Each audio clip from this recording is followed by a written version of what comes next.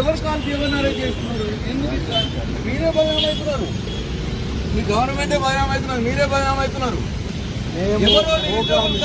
BRS మేము దానికి accept, మేము ప్రోగ్రామ్ ఇస్తే మమ్మల్ని యాక్సెప్ట్ గా అరెస్ట్ చేయండి.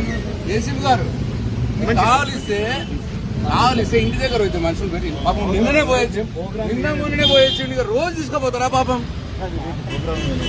ఏం లేదు నిరుద్యోగుల ప్రోగ్రామ్, వీళ్ళకు దానికి సంబంధమే లేదు. మీరు పోవన కోరువాను ₹1,00,000 పోతారని చెప్పేసి మేము పోత వరకు అనుమానం ఉంటే మా ఇంట్లో కానిస్టేబుల్ పెట్టండి.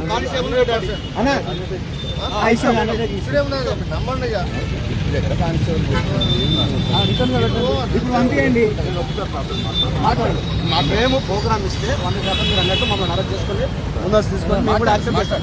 అది నిరుద్యోగులు ఇచ్చారు. రోజు మొన్న తీసుకపోయారు, నిన్న తీసుకపోయారు, రోజు ఇళ్ళలో ఉండండి. బిలీవ్ అన్న, బిలీవ్ చేయండి. ఓడు దానికి సంబంధమే లేదు చెప్తున్నా. హైకోర్టు అడ్వకేట్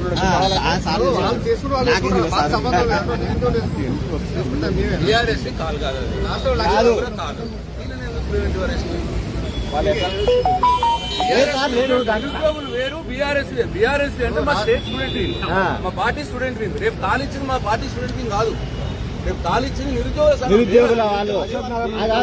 అశోక్ నగర్ వాళ్ళు ఇచ్చిండు, దీనికి సంబంధం లేదు. అశోక్ నగర్ బీఆర్ఎస్ సంబంధమే లేదు. అశోక్ నగర్